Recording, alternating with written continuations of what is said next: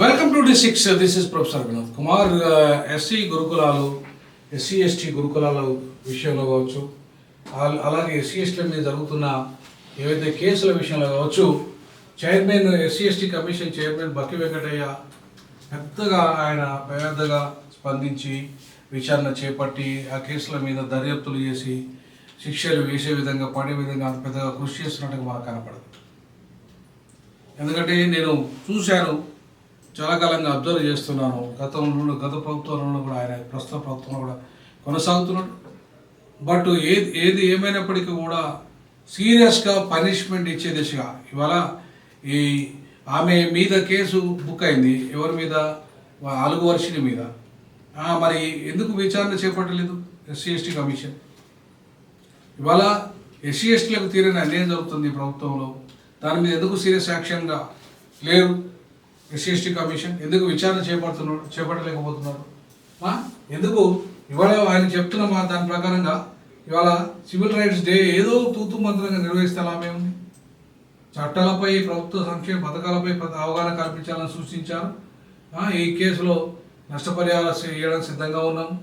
2022 నుండి 2025 వరకు 571 కేసులు నమోదైతే 135 కేసులు 35 కేసులు విచారణలో ఉన్నాయి. 15 ఛార్జ్షీట్ చేసిండ్రు. ఇప్పటి వరకు 210 కేసులో 2.47 అంటే 2,47,00,000 రూపాయల పరిహారం అందజేసినామన్నారు అని చెప్పేసి చెప్తున్నాడు. బట్ పరిహారం అనేది ముఖ్యం కాదు, పనిష్మెంట్ ముఖ్యం.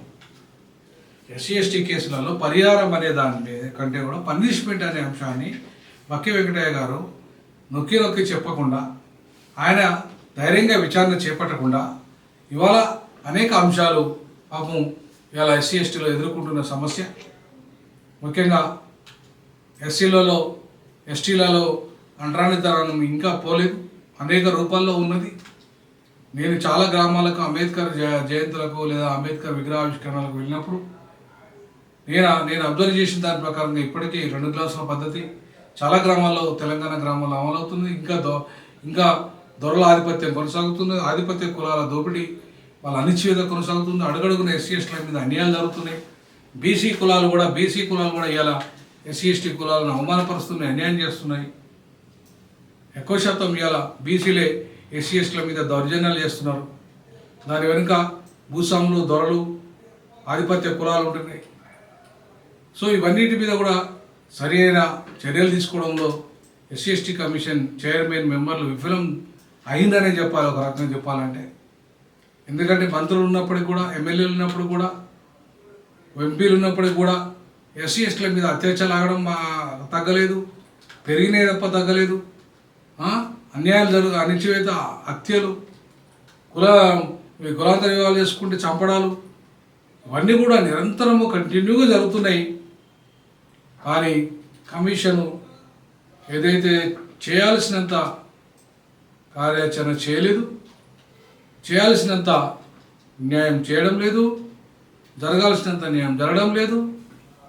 ఇంకా మరింతగా యాక్టివ్గా రోల్ తీసుకొని కమిషన్ ముందుకు పోయి మొత్తం కేసుల్లో పరిహారం ఒక్కటే కాదు, పనిష్మెంట్ కూడా వచ్చే విధంగా చర్యలు తీసుకోవాలి.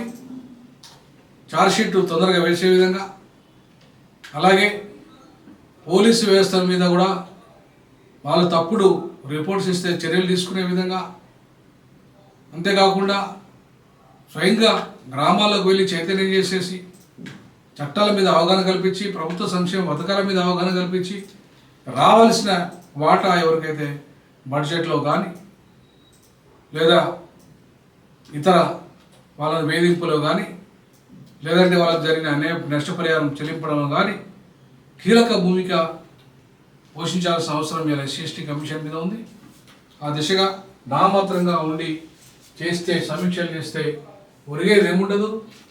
వెంకటయ్య గారు, మీరు పదవి రాగానే కాదు, పదవితో పాటు పవర్ను కూడా మీరు ఇవాళ ప్రజల కోసం వాడాల్సిన అవసరం ఉంది. భవిష్యత్తులో మీరు ఇంకా ఎక్కువగా ప్రజల ముందు వెళ్ళి ఎస్సీ ఎస్టీల సమస్యల్ని పరిష్కరించాల్సిందిగా, కుల వివక్షతకు సంబంధించి అనేక కేసులు వాళ్ళ గురుకులాల మాజీ కార్యదర్శి ఆర్ఎస్ ప్రవీణ్ కుమార్ బీఆర్ఎస్ నాయకుడు అనేక ఆరోపణలు చేశాడు. వాటి మీద కూడా విచారణ చేపట్టండి. అంతేకాకుండా చాలా కేసులలో ఇప్పటికీ అన్యాయమే జరుగుతున్నది, వాటి మీద చేపట్టండి. తెలంగాణ రాష్ట్రంలో ఇలా కొట్లాడి సాధించుకునే తెలంగాణలో ఏ వర్గాలు అయితే కొట్లాడి సాధించుకునే ఆ వర్గాలకు అన్యాయం జరుగుతాయి.